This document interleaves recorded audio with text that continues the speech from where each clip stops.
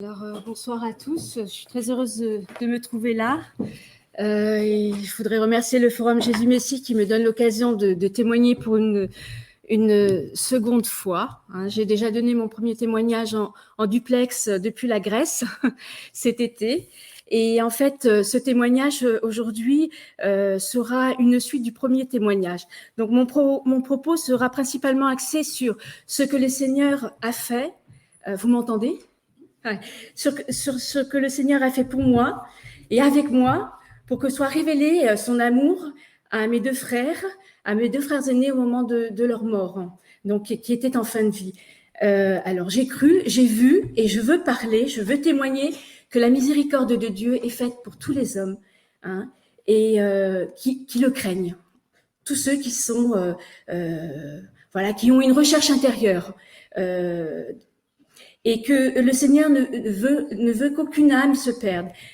Ainsi est-il venu chercher les brebis perdues qui étaient en dehors de l'enclos. Parce que moi, lorsque je lis cet évangile, je vois nos frères issus de la tradition musulmane. Et en fait, ce que le Seigneur a pu faire dans ma vie vient confirmer cette chose-là, parce que le Seigneur nous dit, il y a aussi des brebis qui sont en dehors de l'enclos, et elle aussi, un jour, je m'en occuperai. C'est bien exactement ce qu'il a pu faire pour moi. Donc, avant de vous parler de ces merveilles que le Seigneur a faites, je voudrais juste rapidement vous dire qui je suis. Alors, je m'appelle Sadia.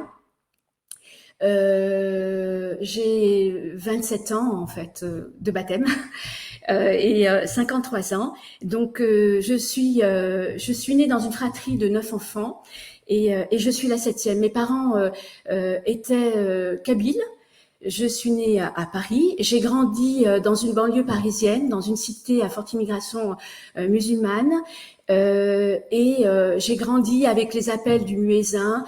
J'ai grandi avec un énorme portrait de Khomeini dans la pièce à vivre. Et j'ai grandi dans la terreur. Avec beaucoup de violence. Papa a été très très très violent, bien qu'il était un homme qui respectait les 5 piliers de l'islam. Il était très violent envers maman jusqu'à la fin de ses jours.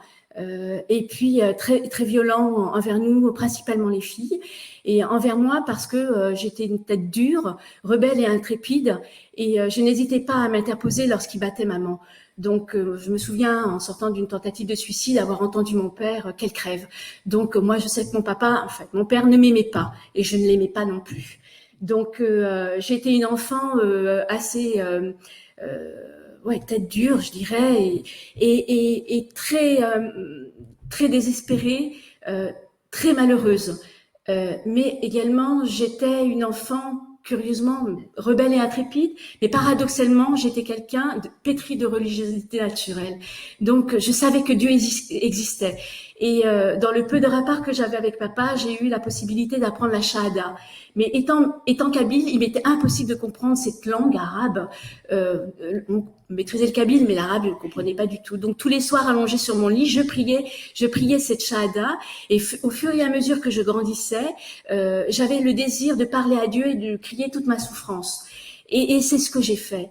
Alors, cette shahada et cette souffrance. Alors, je criais vers Dieu, comme le peuple hébreu en Égypte a pu crier vers Dieu, et le Seigneur de leur répondre, d'envoyer Moïse et de dire: j'ai entendu le cri de mon peuple, et le Seigneur d'entendre mes cris et de me dire: j'ai entendu tes cris, Sadia, et je ne t'enverrai pas Moïse, mais je t'enverrai Jésus-Christ. Et c'est vraiment ce qui s'est passé dans ma vie. Donc, et avant que cela n'arrive, en fait, le Seigneur avait jalonné, en fait, sa présence était dans ma vie sans que je puisse la lire. C'est normal parce que ce sont les Écritures qui m'ont permis de lire la présence de Dieu. Donc, le Seigneur, enfant et adolescente, m'avait donné la possibilité de voir une présence chrétienne. Et cette présence chrétienne, ce que j'ai oublié de vous dire, c'est que j'ai grandi à un moment où, dans les années 90, en 80-90, où il n'y avait pas de voile, pas d'école coranique, pas de Coran à la maison. Il n'y avait pas de viande halal. On est dans un contexte qui est complètement bouleversé, complètement différent aujourd'hui. Et je dirais que la menace islamiste n'existait pas. Il n'y avait pas ce genre de choses. Et donc, il y avait une présence chrétienne. Et cette présence chrétienne, pour moi, s'était manifestée par une amie du collège, Marie-Joseph, et par ses parents. Et j'en garde un très bon souvenir encore aujourd'hui. Elle l'était aussi manifestée par la présence de religieuses qui, à l'époque, tenaient des dispensaires. Et ces religieuses nous soignaient. Et quel jour de fête au pluriel, je dirais, lorsqu'elles venaient à la maison pour nous soigner, pour nous piquer. Pour moi, c'était des moments inoubliables, des moments de bonheur, parce que là, je pouvais voir mes parents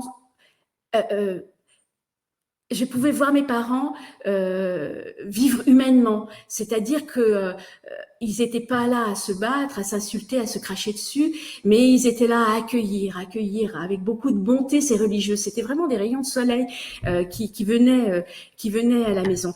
Et j'ai appris il y a quelques années par une de mes sœurs aînées qu'une des religieuses m'avait demandé, disait à mes parents, donnez-nous cette fille. Alors, est-ce que ma souffrance se voyait sur mon visage? Je n'en sais rien, mais moi, je reste convaincue que cette religieuse avait prié pour moi. Parce que si aujourd'hui j'ai pu être chrétienne, si aujourd'hui j'ai pu faire cette rencontre avec Jésus-Christ, c'est je suis persuadée que les fruits de la prière, enfin la prière sincère du cœur pour la conversion de pas seulement des musulmans, hein, du monde entier, enfin voilà, du monde entier, des gens qui nous entourent, porte du fruit. Cette prière porte du fruit. C'est pour ça que j'avais dit à Farah que probablement son patron avait prié pour elle.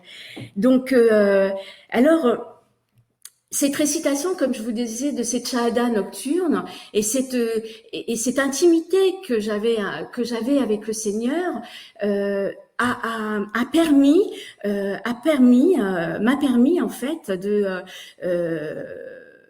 de rencontrer Jésus. Le Père dit très bien, enfin Jésus dit très bien, personne ne va au Père si ce n'est par moi et si le Père ne l'a envoyé vers moi. Donc moi, je pense que réellement Jésus-Christ m'a permis, le Père, ce Dieu inconnu que je priais, m'a permis de rencontrer Jésus-Christ, mon Sauveur. Donc, et comment ça s'est fait? Eh bien, ça s'est fait par l'intermédiaire de ma meilleure amie de lycée, qui un jour m'a dit, ben écoute, Sadia, j'étais musulmane, hein, mais je pratiquais mon islam à ma façon. Hein, surtout, fallait pas venir m'embêter. J'avais envie de manger du porc, je mangeais du porc, ça c'était. Mais je croyais que Dieu était dans l'islam et que voilà, voilà. J'étais musulmane, je continuais à faire mes petites prières, etc.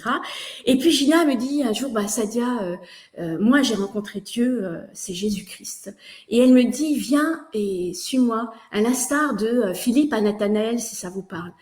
Alors je dis bon bah ok, je viens. Et qu'est-ce que je fais? Elle m'emmène dans une communauté. Et c'est une communauté religieuse qui s'appelait, enfin une année qui s'appelait l'année Zachée, qui avait été montée par la mission ouvrière Saint-Pierre et Paul et qui avait pour objectif de faire vivre des laïcs avec des prêtres. Et donc j'arrive là-bas, voilà, j'ai été hyper bien accueillie. J'étais étonnée qu'on puisse m'accueillir, moi musulmane, comme ça, par des prêtres. Alors j'ai été extrêmement bien accueillie. Ils m'ont aimée. Je me suis sentie aimée. Et j'ai surtout vu l'amour qu'il y avait entre eux, même dans l'adversité. Et là, je me dis, moi j'étais en quête d'amour, hein, comme tout un chacun, la nature a horreur du vide. Si Jésus-Christ n'habite pas notre cœur, on est malheureux comme tout. Et en fait, et là, j'ai dit, mais, eh bien, je me suis dit, ben oui, je veux croire. Je veux croire. Et en fait, toute mon affaire a commencé par ça. J'ai voulu croire. Et le Seigneur a fait tout le reste. Alors, j'ai donc eu cette conversion. La conversion, ça veut dire un changement de direction. Et donc, quelques rencontres à la MOP, autour de révision de vie, de messes, d'enseignement, m'ont donné envie on m'a un peu forcé, hein, parce qu'on m'a dit un jour, Sadia, bon, maintenant, il faut que tu demandes le baptême pour devenir enfant de Dieu. Je dis, quoi? Je suis déjà enfant de Dieu, qu'est-ce que vous me racontez là? Et elle m'a dit, non, ça passe par le baptême. Alors, j'étais un peu en colère, je me dis, mais qu'est-ce que c'est que cette histoire? On est tous des enfants de Dieu, qu'on soit dans l'islam ou qu'on soit chrétien. Donc, j'ai fini par faire cette démarche de demande de baptême. Donc, j'ai eu un catéchuménat plutôt court, mais un catéchuménat qui n'avait pas été de bonne qualité, je dirais, parce que trop expéditif. Et si bien que j'ai quand même traversé donc la mer Rouge, non pas avec Pharaon à mes trousses, parce que ce soir-là, qui était le 15 avril 1995, je me souviens, il y avait des flocons de neige en avril, super. Ce soir-là, j'avais juste prévenu maman et en lui disant, bah écoute, ce soir, maman, je deviens chrétienne. Ça a été la foudre qui lui est tombée sur la tête. Et maman en a beaucoup souffert parce que dans l'islam, on dit que lorsqu'un enfant se convertit au christianisme ou au judaïsme, il envoie ses parents en enfer. Maman était illettrée, hein, mais elle savait ça en moi. Et ça a été terrible d'entendre ça. Et puis terrible pour maman parce que pour moi, je la condamnais au feu de l'enfer, quoi. Et donc ce soir-là, j'ai été baptisée. J'ai passé cette mer Rouge. Et ensuite, je suis rentrée dans le désert. Et le désert, pour moi, était fatal parce que je n'étais pas enracinée, je n'avais pas de colonne vertébrale, je n'avais pas eu de formation chrétienne. Et je n'avais pas, quand on va dans le désert, on rencontre les épreuves. Et je n'avais absolument pas la parole de Dieu sur laquelle m'appuyer pour me défendre. Donc, je suis tombée. Je me suis coupée de Dieu, ce Dieu que je n'avais pas encore expérimenté, dont je ne connaissais pas l'amour profond qu'il avait pour moi, hein, et un amour inconditionnel, indicible et gratuit, ça je le connaissais pas du tout. J'étais restée avec une croyance, je dirais, une religiosité naturelle. J'avais juste dit oui Seigneur Jésus, je veux croire en toi, que tu es Dieu d'amour, que tu es Dieu, mais j'avais pas expérimenté cet amour de Dieu, et donc j'étais dans la capacité de savoir qui était Dieu pour moi. Pourquoi ?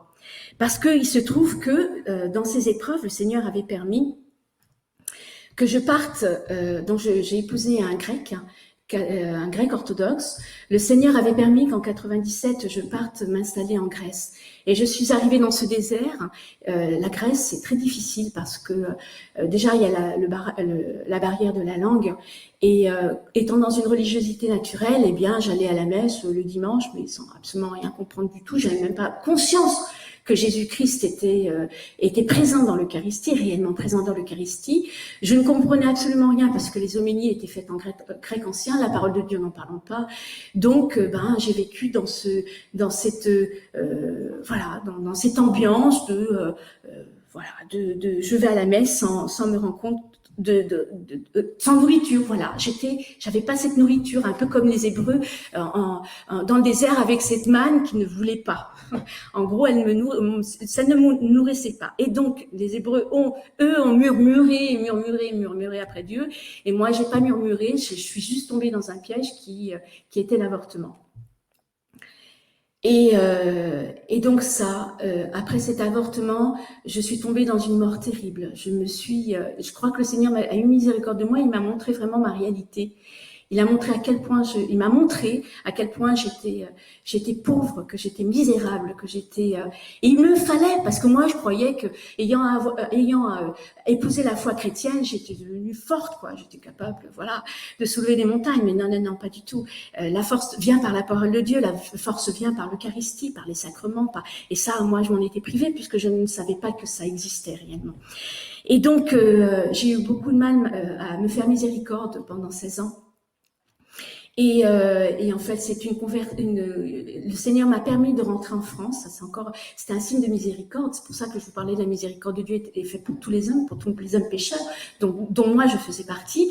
Et le Seigneur donc de me permettre de rentrer en France. Et là, il m'a donné tout ce dont il me manquait en Grèce pour être véritablement chrétienne. Et donc ça a été je dirais une deuxième conversion pour moi. Et à présent, je chemine en communauté et j'apprends à devenir chrétienne. J'apprends à devenir chrétienne et je me suis rendu compte qu'à force de me nourrir de la parole de Dieu et des sacrements et de la parole de Dieu avec la liturgie, etc., j'ai compris que le Seigneur voulait, à travers mes événements, les événements crucifiants que j'avais pu vivre, et à appuyer sur le Seigneur, sur son amour, qu'il voulait faire une histoire sainte avec moi. Et que cette histoire sainte, il veut la faire avec chacun d'entre nous. Et donc, Et à présent, j'ai compris qu'il fallait que je m'ajuste à la volonté de Dieu, à sa volonté. J'ai compris qu'il fallait que je prépare ma vie éternelle et en cherchant à le servir lui, Dieu. Hein. Et ce service, et le fait de me mettre je suis l'esclave du Seigneur, comme dirait la Vierge Marie. Esclave, ça veut dire servir Dieu. Et servir Dieu par amour, en retour de l'amour que le Seigneur a pour moi, et par amour pour lui et mon prochain. Et l'amour de mon prochain passe forcément par ce que je suis en train de faire aujourd'hui, c'est-à-dire transmettre ce que j'ai reçu. Et en fait, le Seigneur, comme pour toute personne baptisée, eh bien, après ce cheminement que j'ai fait en me faisant miséricorde, en acceptant de cheminer, à apprendre à devenir chrétienne, etc., eh bien, le Seigneur, comme pour tout baptisé, il nous envoie. Et voilà où réellement commence mon témoignage aujourd'hui. Le Seigneur est là pour tous les hommes de bonne volonté qui cherchent réellement le Seigneur et il cherche donc à les attirer, à attirer leur âme vers lui. Et c'est ce qu'il va faire avec maman. En 2010, le Seigneur m'envoie vers maman. Maman qui est atteinte d'un cancer. Et il a voulu que je me retrouve auprès d'elle à l'hôpital les quelques 48 heures avant qu'elle ne décède. Et alors, je me suis retrouvée donc à l'hôpital et il y avait dans cette chambre d'hôpital papa que j'avais donc toujours détesté et il y avait mon frère Abdel. Et je me suis mise à genoux et j'ai dit Seigneur, je t'en supplie, réponds-moi, où va donc aller maman, elle qui est musulmane? Et la réponse du Seigneur est arrivée le jour des funérailles de maman. J'en parlerai plus tard. Alors, la nuit, je l'ai veillée toute la nuit et j'ai eu cette grâce de pouvoir rester à ses côtés. Et maman était presque dans un semi-coma et on l'avait attachée. Et puis, j'ai été inspirée par l'Esprit Saint et j'ai commencé à prier, à chanter l'Ave Maria, je vous salue Marie en boucle, pour la nuit, quoi. Et au bout de, je sais plus combien de temps, d'Ave Maria en boucle, maman s'accrochait au barreau de son lit et elle disait, je suis musulmane. Et elle se battait. J'ai vu le combat spirituel de maman. Je suis musulmane. À s'en épuiser. Et elle a fini par sombrer dans un coma.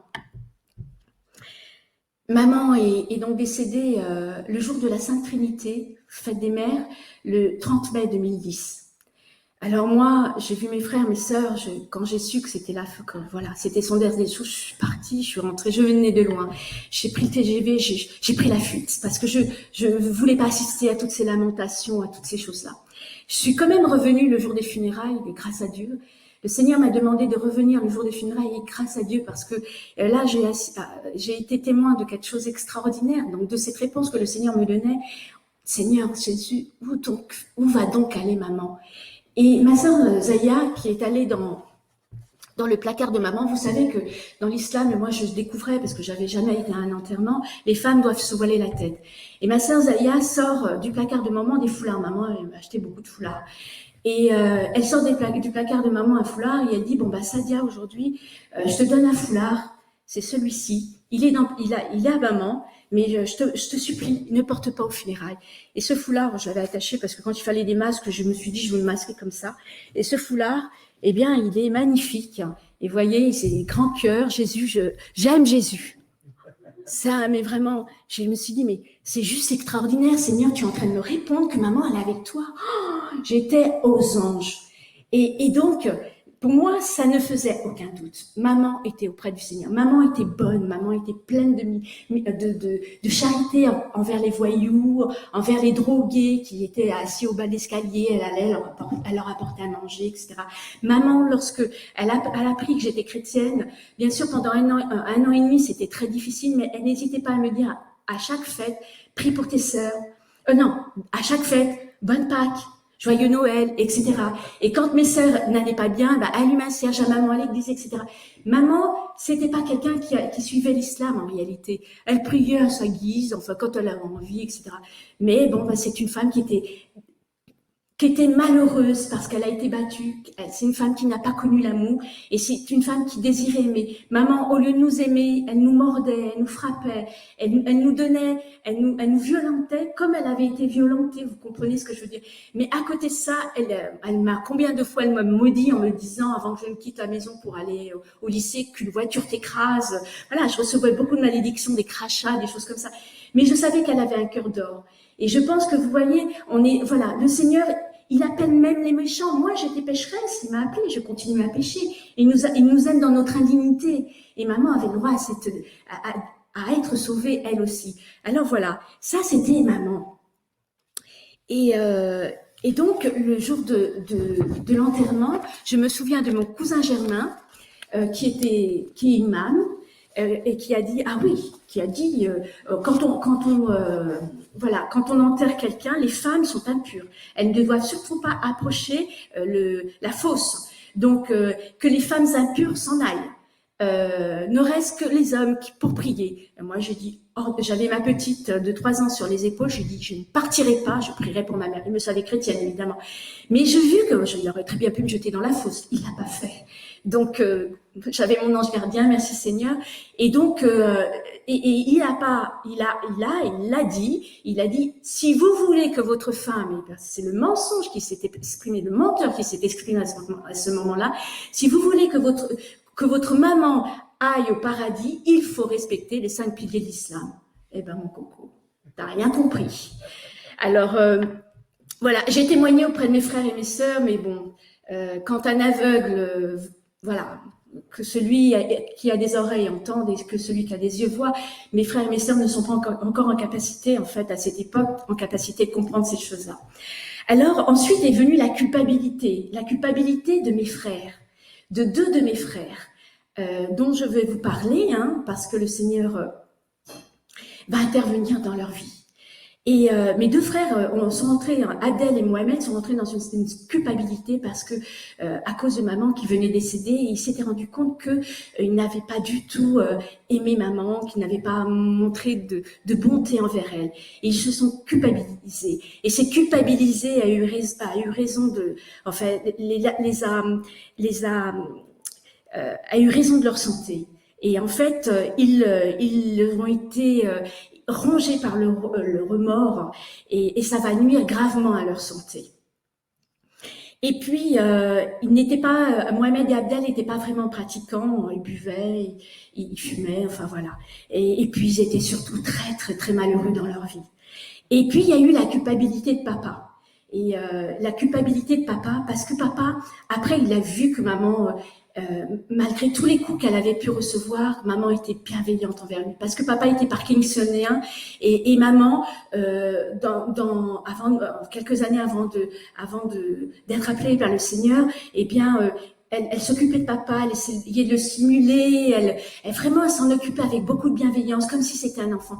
Et papa, il a été confondu par rapport à tant de bienveillance de la part de maman. Il est tombé dans une culpabilité parce qu'en plus, il s'était dit, mais qui donc va s'occuper de moi maintenant? Elle n'est plus là. Et donc, son Parkinson, sa maladie a un peu dégénéré. Et donc, du coup, moi, j'étais chrétienne. Et je pouvais pas laisser papa. Je pouvais pas le laisser, je pouvais pas l'abandonner comme ça, c'était pas possible. Alors, j'ai senti qu'il fallait que je revienne dans cet appartement affreux où j'avais souffert l'enfer, où c'était l'Égypte. Voilà, j'ai dit, il faut que j'y aille. Donc, avec la grâce de Dieu, je suis allée m'occuper de papa. J'en suis arrivée à dormir dans sa propre chambre parce que papa était tourmenté par des rêves, par des cauchemars, par des cauchemars et des choses qu'il avait vécues en Algérie, tourmenté par la sorcellerie, parce qu'il il faut dire les choses. C'est que dans l'islam, il y a beaucoup de pratiques de la sorcellerie. Moi, j'ai connu ça dans la famille. Et un jour, j'étais là, aux côtés de papa, et puis il me dit, mais Sadia, pourquoi tu es si gentil avec moi? J'ai pu lui dire, écoute papa, Dieu t'aime. Ça, dans l'islam, on ne peut pas dire que Dieu aime.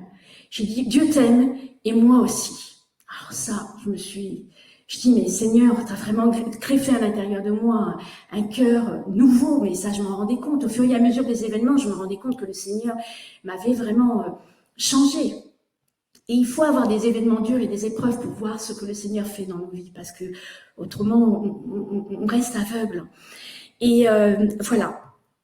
Alors, après le décès de maman, 17 mois plus tard, eh bien, Mohamed, comme je vous ai dit, qui était atteint d'un cancer, eh bien, et ce qui s'est passé, c'est une chose extraordinaire.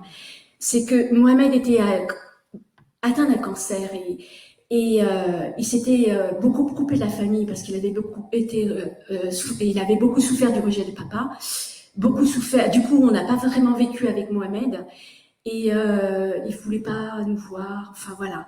Et en fait, le Seigneur, dans sa miséricorde infinie pour mon frère qui était extrêmement pécheur, à cause du manque d'amour qu'il n'avait pas eu durant toute sa vie. Quand on n'a pas d'amour, on fait que des conneries. Eh bien, le Seigneur a voulu passer par moi pour m'informer que Mohamed allait mourir. Et ceci s'est passé par une intervention encore extraordinaire. Moi, je considère que c'est une intervention divine. Un jour, un jour, je suis allée chercher quelque chose dans un sac de voyage. C'était un bonnet pour ma fille. C'était l'hiver. Et je portais au bras un bracelet similaire à celui que j'ai là, qui était un bracelet de la part de maman, que maman m'avait donné. Elle m'avait donné une paire de bracelets. Et en sortant de sa sac à dos, je me retrouve avec le bracelet à mon poignet, coupé en deux. Voilà. Comme le Seigneur a ouvert la mer Rouge en deux, eh bien le Seigneur a ouvert ce bracelet en deux. Et là, de suite, je me suis dit, Seigneur, tu es en train de me parler, tu es en train de me dire qu'un de mes frères va mourir. Et très vite, j'ai dit, c'est Mohamed. Mohamed va mourir. Il faut absolument que j'aille trouver Mohamed qui, lui, Mohamed, il s'était juré de me tuer parce que j'étais passée à Jésus, quoi. Je l'avais revu, mais pas vraiment très, très rapidement lors des obsèques de maman, mais c'est tout. Et je me suis dit, le Seigneur, il me dit qu'il faut que j'aille le trouver, que j'aille lui dire qu'il l'aime. Il peut pas mourir sans savoir que le Seigneur l'aime. Alors, j'appelle mes frères et mes sœurs, je leur écris. Alors, j'ai tout consigné. Moi, je consignais tout. J'écrivais tout. Alors, j'ai toutes mes preuves, en fait, avec mes dates, les réponses, les machins. Et j'écris à mes frères et mes sœurs, et je dis, il faut absolument que vous contactiez Mohamed, il va mourir. Et il faut qu'on lui dise qu'on l'aime. C'est pas possible, il peut pas mourir comme ça. Et moi, de mon côté, c'est ce que j'ai fait. Et j'ai appelé Mohamed, et je dis, tu sais, Dieu t'aime, malgré tous les péchés. Dieu sait qu'ils sont nombreux. Il t'aime. Et Mohamed de me répondre, je sais, Sadia, je sais. Eh bien, Mohamed est décédé, et il a été rappelé par Dieu 30 jours plus tard. Et aujourd'hui, on peut dire que c'était en 2012, et aujourd'hui, en fait, demain, ça fera son 10e anniversaire. C'est juste magnifique, ce forum Jésus-Messie, qui arrive au 10e anniversaire de l'entrée au ciel de mon frère Mohamed. Et rends grâce à Dieu, merci Seigneur, tu es toujours merveilleux. Et ça, je tiens vraiment à témoigner de cette chose-là, parce que la miséricorde de Dieu, elle est faite pour les musulmans. Et si nous ne témoignons pas aux musulmans que Dieu les aime à travers Jésus-Christ, on est des criminels. Parce que dans le fond, mes frères ont vécu cet enfer parce qu'ils n'ont jamais entendu parler de Jésus-Christ. Même pas par moi, parce que bon, nul n'est prophète dans son pays. Moi, j'avais mes problèmes à régler. Et puis, j'avais pas envie d'annoncer Jésus-Christ aux musulmans parce que je me sentais pas appelée à le faire. Aujourd'hui, les choses sont différentes. Donc, et en fait, parce que ce signe-là venait du Seigneur, de notre Seigneur Jésus-Christ, il a voulu que ce soit moi qui sois aux côtés de Mohamed à l'hôpital 3 minutes après qu'il ait rendu son dernier souffle. Mon pauvre frère est mort dans la nuit tout seul. Et je suis arrivée du TGV et je suis arrivée 3 minutes trop tard parce qu'entre-temps, on l'avait changé de chambre et que j'étais passée aux toilettes. Mais j'ai trouvé mon frère un peu, voilà, chaud. Il était chaud, son âme était encore là. Et j'ai pu l'accompagner comme j'avais commencé un peu à l'accompagner au téléphone. en lui parlant de Dieu. J'ai pu l'accompagner jusqu'à ce que l'on l'emmène donc en chambre froide. Entre-temps, bien évidemment, sa femme est arrivée. J'ai dû assister aux lamentations qui étaient insupportables pour moi. Et ensuite, elle est partie. Et de nouveau, je me suis retrouvée toute seule avec mon frère. Et j'ai pu faire ce que jamais je n'aurais fait si j'avais été encore dans l'islam. J'ai embrassé mon frère, je l'ai touché, j'ai pleuré sur lui, j'ai prié les psaumes, je l'ai accompagné. Jamais je n'ai touché un de mes frères, jamais je n'avais touché mon père, jamais c'était, voilà. Et ça, jamais je ne l'aurais fait si ça n'avait été par l'intermédiaire du Seigneur qui était greffé en moi. Vous voyez? Et ça, c'était un bonheur inestimable pour moi de pouvoir, d'avoir pu accompagner mon frère. Et puis, je suis allée au cimetière, et là, rebolote, même scénario. Et là, il y avait des barbus, je ne savais même pas d'où ils sortaient, ces mecs-là. Mon frère, ils fréquentaient pas du tout les barbus, quoi. Ils étaient là, en nombre. Encore une fois, mon cousin imam pour les obsèques. Et il dit, bon, que les femmes impures s'en aillent. Et j'ai dit, non, je ne partirai pas, j'enterrerai mon frère. Ils m'ont pas jeté dans la fosse. Bon, très bien. Et heureusement que je suis restée.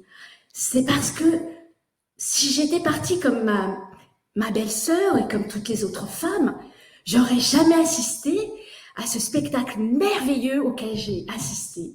Le cimetière, donc, était au milieu de logements, de bars HLM.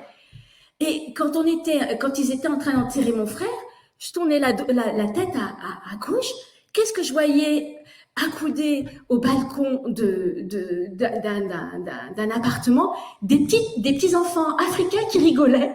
Ils étaient morts de rire parce que nous, on était en train de nous lamenter sur, devant ce trou. Et ils étaient morts de rire, ces petits gamins africains. Alors, je me dis, là, Seigneur, tu es en train de nous faire un clin d'œil. Les Arabes, en général, ils n'aiment pas les Noirs. Alors, mon frère Mohamed n'aime pas les Noirs. Il dit, bah, tu vois, à ton enterrement, t'as des petits gosses, là, des petits Africains qui sont morts de rire. Et alors, pour moi, c'était un signe de résurrection. C'était un signe de résurrection. Et après, une fois les barbus partis, qu'est-ce que je vois au loin arriver? Je vois un type avec une énorme gerbe de fleurs. Je dis, où il va, lui? Il venait dans une direction. Et il arrive pour déposer cette magnifique gerbe de fleurs. Vous savez, dans l'islam, on n'a pas le droit de fleurir. Hein, on ne fleurit pas les tombes.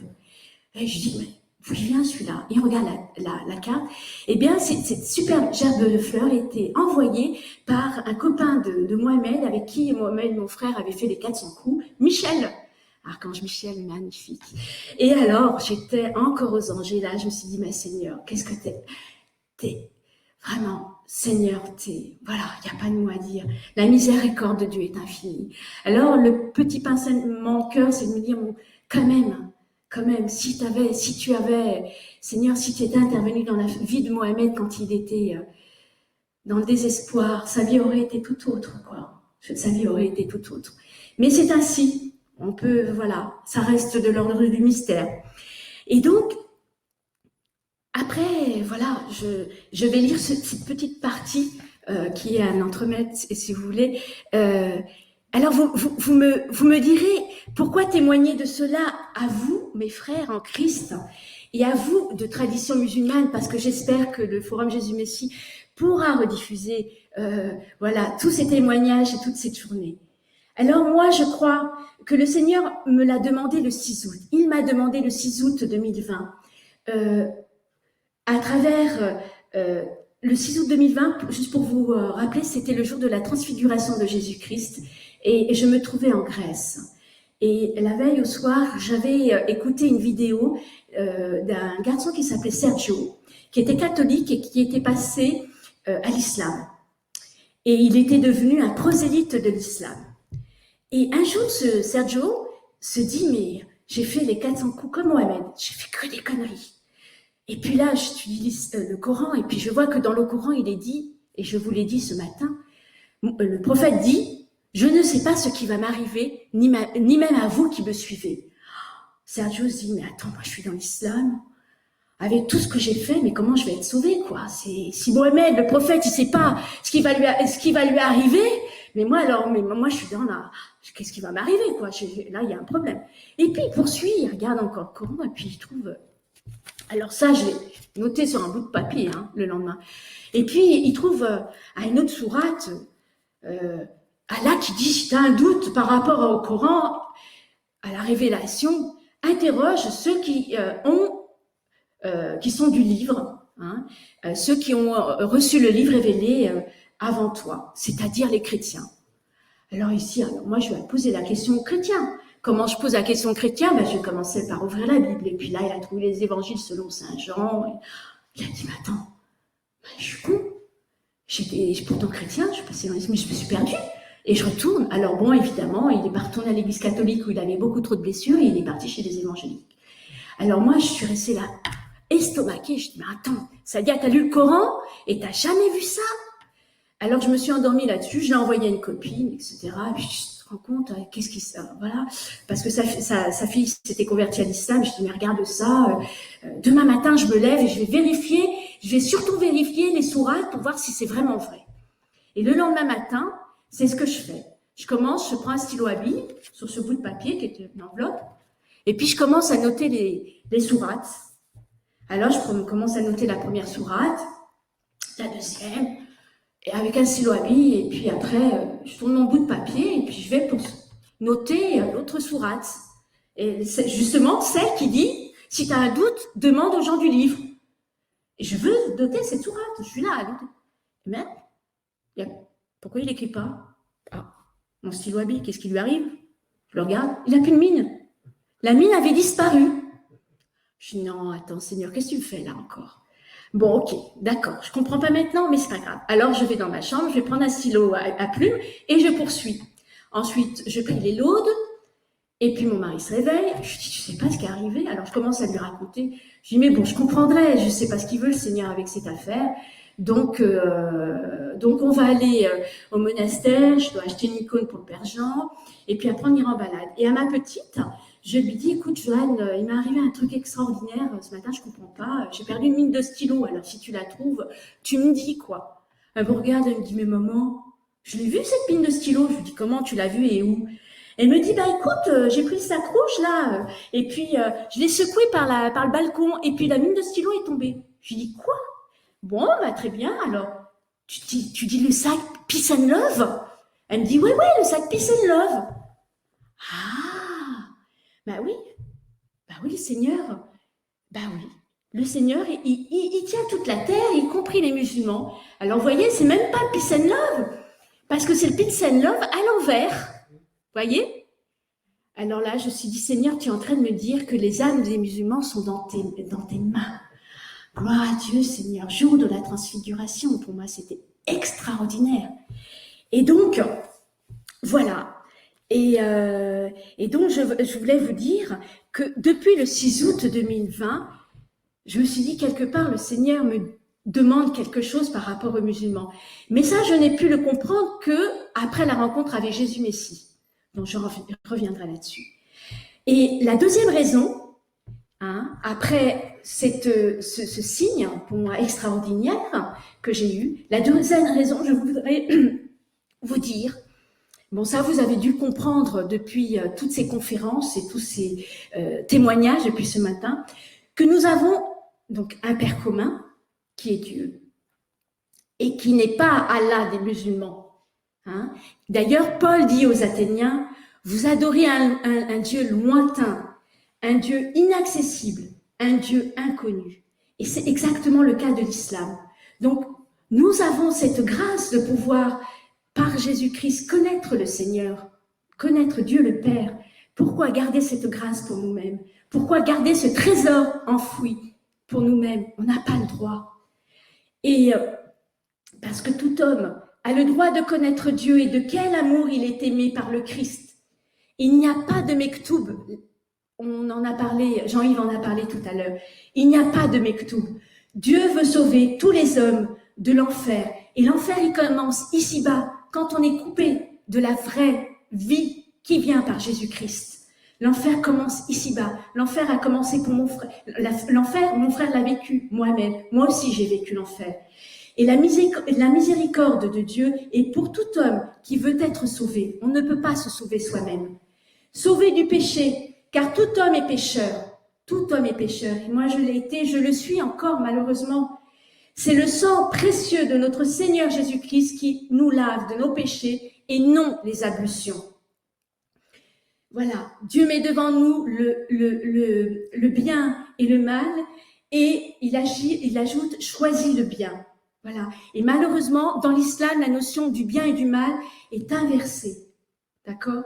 Voilà. Donc, alors, je choisis de poursuivre mon témoignage par une autre manifestation de Jésus-Christ, parce que je vous ai parlé d'Abdel, qui était ce frère qui était dans la chambre d'hôpital avec moi. Lorsque maman vivait ses derniers jours, eh bien, le Seigneur m'a demandé, aussi, m'a parlé, m'a demandé, en fait, d'annoncer Jésus-Christ à mon frère Abdel. Mais cette chose, parce que Abdel, comme je vous l'ai dit, était aussi atteint d'un cancer fulgurant. Et Abdel ne s'était pas senti aimé. Maman, malheureusement, avait épousé mon père en deuxième noces. Elle avait eu un enfant en première noces et cet enfant lui avait été retiré. Et Abdel, ne connaissant pas vraiment l'islam, n'avait pas compris que c'était comme ça dans l'islam. On ne laisse pas un enfant à une femme qui divorce. C'est le père qui le prend. Donc maman n'avait jamais revu son premier enfant et Abdel en a voulu beaucoup à maman et n'avait pas compris pourquoi maman n'avait jamais cherché à retrouver sa fille. Et dans le fond, il avait fait l'amalgame en se disant de toute façon maman ne nous aimait pas. Donc Abdel a beaucoup souffert du fait qu'il ne s'est pas du tout senti aimé.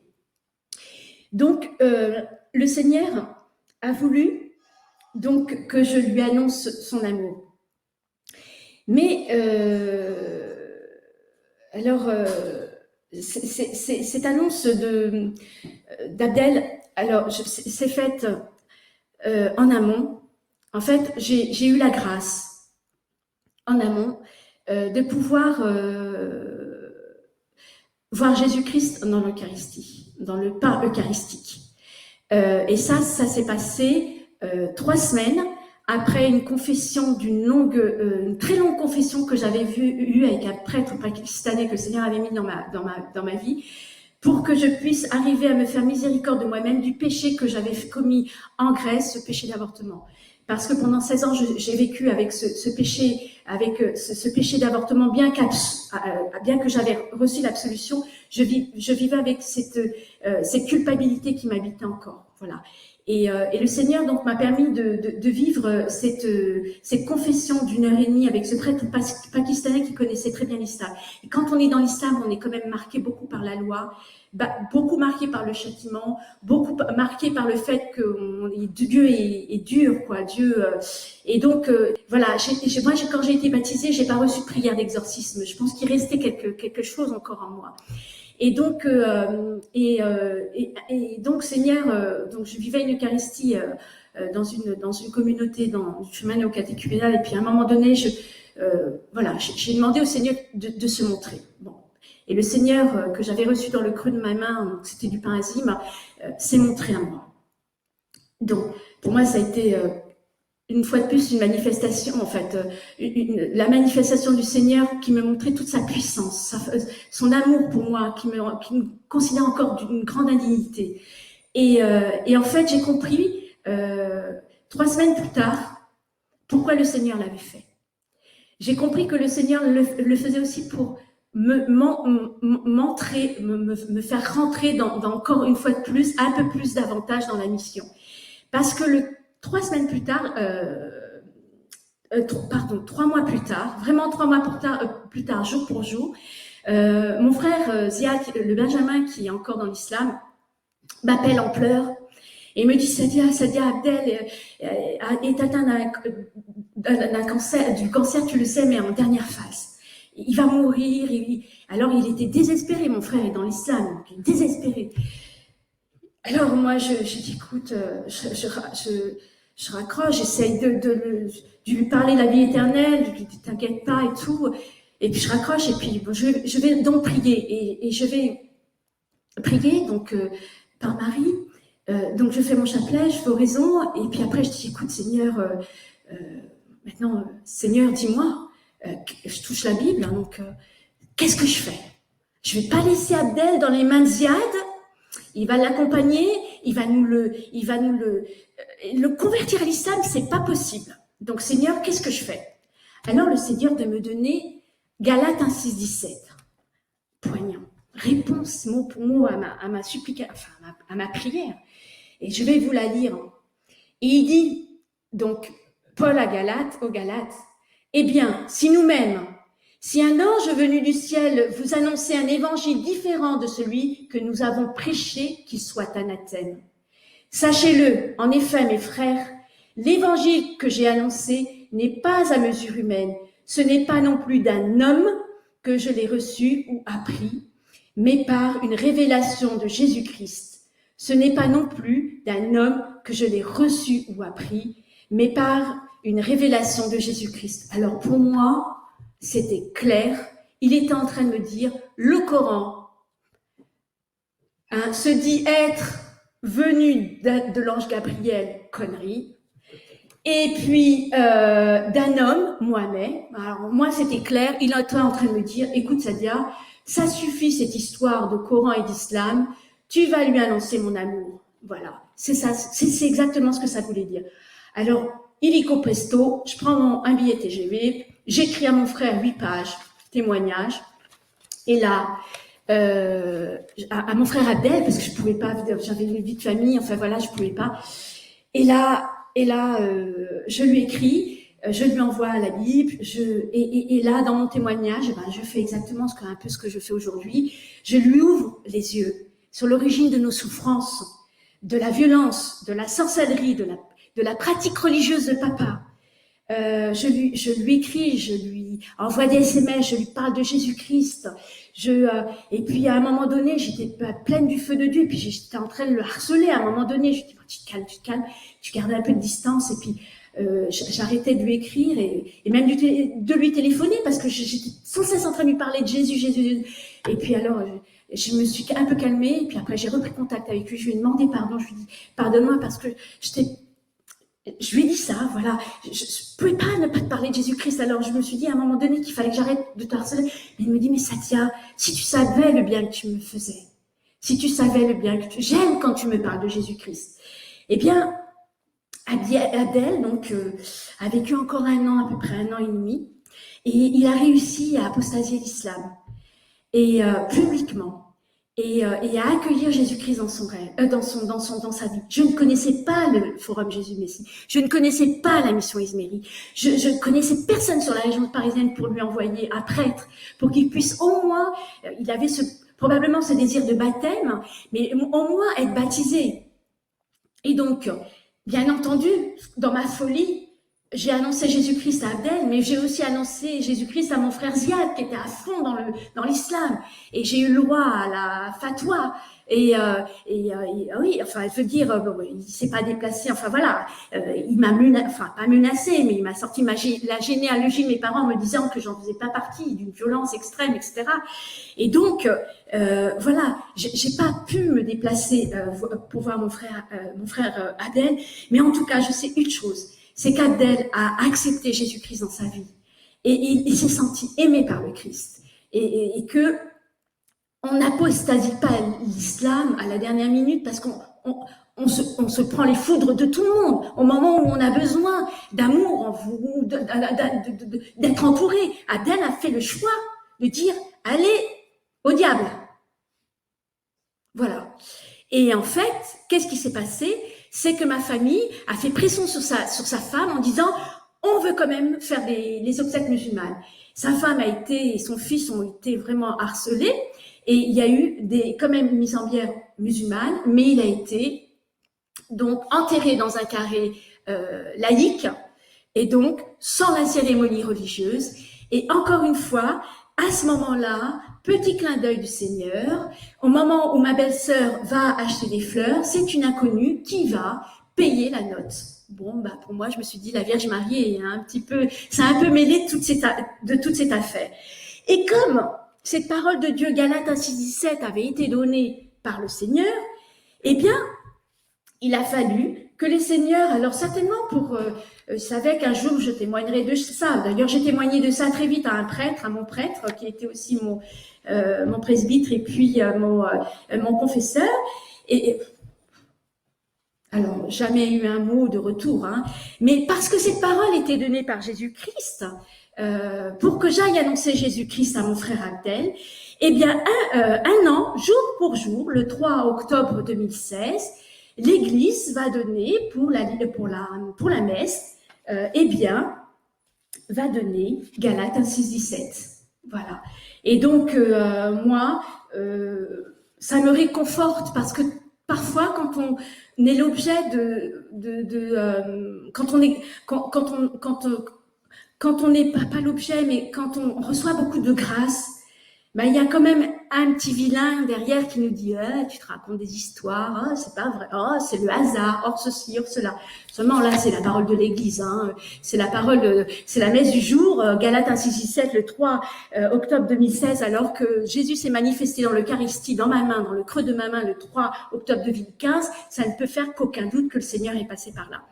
Voilà. Eh bien, je finirai par papa. Je vais être très, très rapide. Parce que papa était un monstre.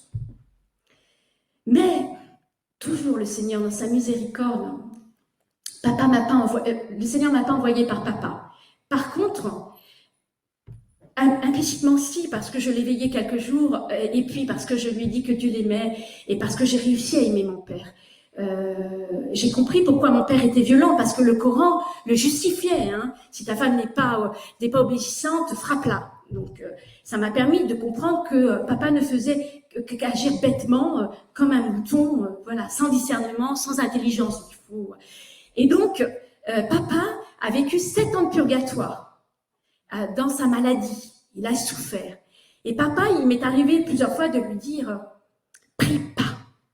D'ailleurs, il avait cessé de prier. Il avait cessé je dirais pas prier, il avait cessé de répéter, de réciter. Il avait cessé de faire ses prières sur le tapis. Il pouvait plus, parce qu'il comprenait pas sa maladie. Il ne comprenait pas sa maladie. Pourquoi? Il me disait, mais pourquoi je suis malade comme ça? Moi, j'ai tout fait, quoi, pour être, voilà, Dieu où il est. Où est Dieu?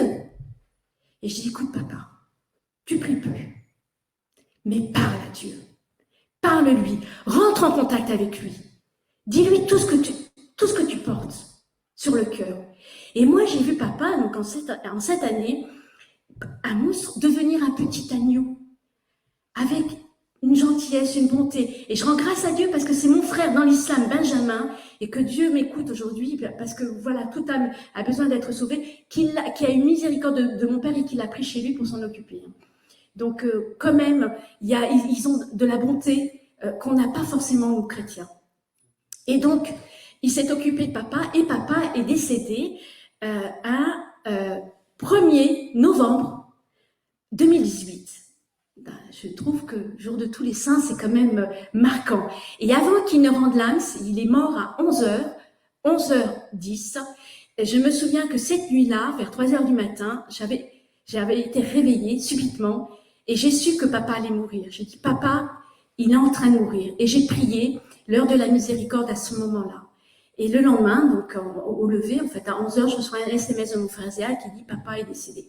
Donc, je trouve ça extraordinaire. Donc, c'est bien que je reviens sur ça. Je pense que le forum Jésus-Messie trouve toute sa place dans cette société. La mission Ismérie, la mission Angélus, l'évangélisation, transmettre Jésus-Christ, c'est notre mission. Tout baptisé est prêtre, prophète et roi. Et on se doit d'être comme le prophète Isaïe, qui a dit, oui Seigneur, il n'a pas été choisi Isaïe, c'est Isaïe lui-même qui a dit, je suis un homme aux lèvres impures. Et il a dit, prends-moi, moi je veux faire ce job. Et ben c'est notre rôle à nous, on est tous des prophètes Isaïe. Et voilà ce que je voulais dire pour ma conclusion, que je lirai, pardonnez-moi. Si je n'annonce pas le Christ, c'est que je n'ai pas d'amour pour eux, car l'amour se reçoit du Christ et se donne. Pardon. Avant le 6 août 2020, jour de la transfiguration de notre Seigneur, Je considérais que cela n'était pas mon affaire, malgré tout ce que le Seigneur avait fait avec moi pour mes frères. Le Seigneur est patient. Il lui avait fallu mettre sur ma route des personnes engagées dans cette réalité qui est le Forum Jésus-Bessie pour que je finisse par comprendre que Dieu me voulait dans cette mission. En tout homme, il y a la présence de Dieu, car son âme a été créée par Dieu, par amour et pour aimer. Or, l'amour vient uniquement du Christ. Si l'homme ne porte pas cet amour, c'est parce que nous, les chrétiens, l'en avons privé, moi la première. Si le chrétien porte cet amour à son prochain, c'est qu'il aime Dieu et son prochain comme lui-même. Alors, aimez-vous les uns les autres, nous dit le Seigneur, comme je vous ai aimé. Ça, c'est l'évangile de Saint Jean, verset 13-34. Au verset suivant, je fais un petit commentaire parce que je suis allée plus loin. Jésus dit à Pierre qu'il va le trahir, alors que ce dernier venait de lui dire qu'il donnerait sa vie pour lui. Oui, Seigneur, je donnerai ma vie pour toi. Et ensuite, le Seigneur lui dit, tu donnerais ta vie pour moi, mais avec le coq là, voilà. Et alors, cette parole m'a beaucoup interpellée. Sommes-nous comme Pierre, incapables de comprendre ce que signifie donner sa vie au Christ? Aimons-nous assez le Christ pour annoncer son amour à nos frères issus de la tradition musulmane? Voilà. Merci.